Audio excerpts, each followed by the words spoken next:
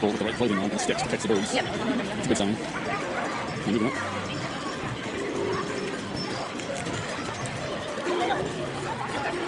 Baby keeps buzzing me.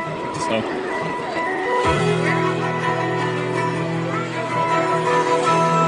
Discovery Island travelers.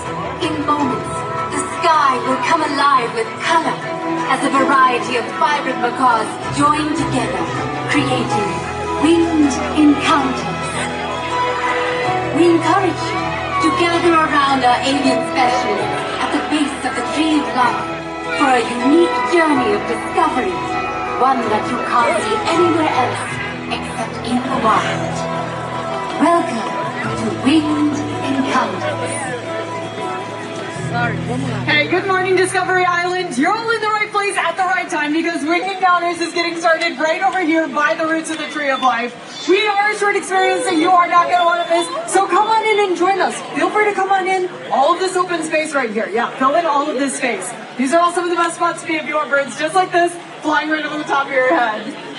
Now, my name's Keegan. I'm joined by an awesome team of avian trainers and conservationists. Over here next to me, we have Natalie and Caitlin out in the crowd with y'all. That's Amanda and Shay. We have the 3 stars of our show that are joining us right now. This is Rogers and Serenity over here behind me, and out on that perch with Amanda is Delilah. Shout it out. Does anybody know what kind of birds these are? Yes, macaws. If you were thinking ferret, that's also correct. Macaws are a type of ferret. Delilah is a red-fronted macaw, and Serenity and Rogers are blue and gold macaws. Now, these 3 birds are just joining us from about a half-mile away.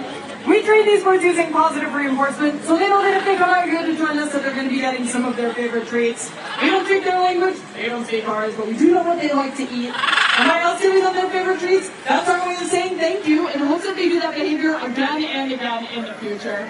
Super simple, but that's how positive reinforcement training works.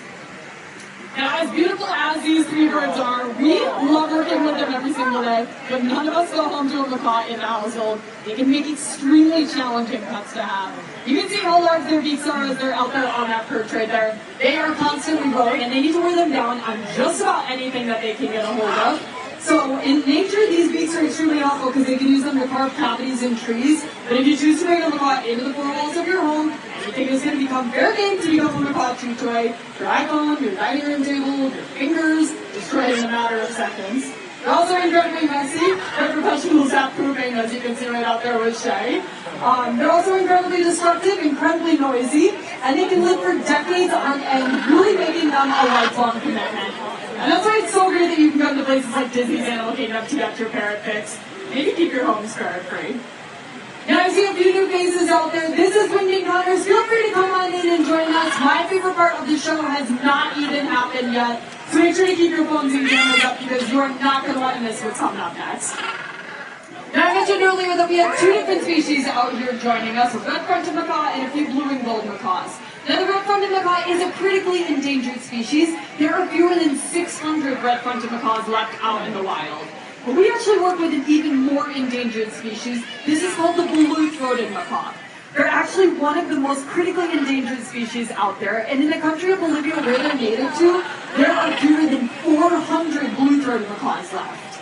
And that's due to things like deforestation, which is leading to their habitat loss, and even the illegal pet trade is a problem for these birds. But it's not all bad news, because we're partnering with an organization called the World Parrot Trust. We just recently took 14 blue-throated macaws down to the country of Bolivia to become part of a breeding program.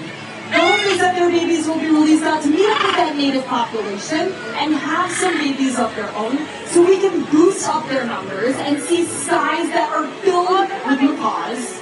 Something that would look just like this.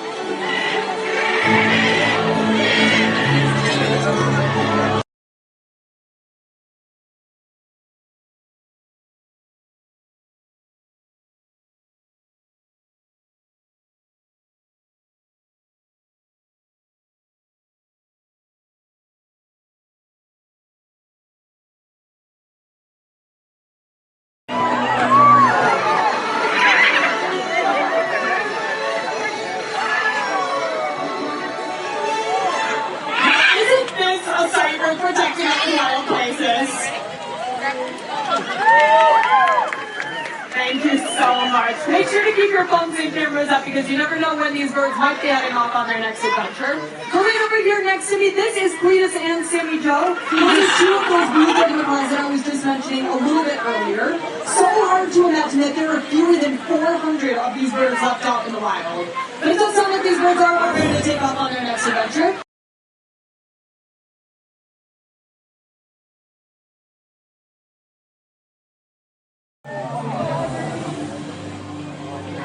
And it looks like pretty much everyone is headed out of here. We still have Cletus and Sammy Joe hanging out here, finishing up some of their favorite treats. So feel free to come on in, take some pictures while they're still here.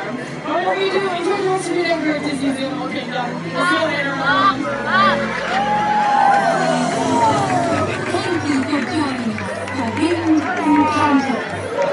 Remember, together we can help ensure amazing sights like these remain in wild places for many generations to come. Enjoy the rest of your adventures here at Disney's Animal Kingdom.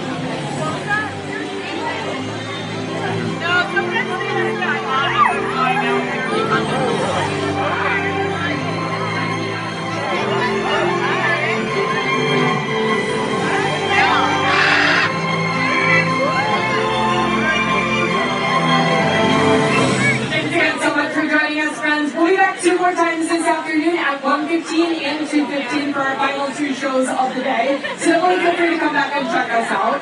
If you enjoyed our experience and want even more birds in your life, go check out the Feather Friends in Flight show right over in Asia. Just follow the path that all the birds just flew down. They're going to be starting their next show at 11:30, so definitely go check it out.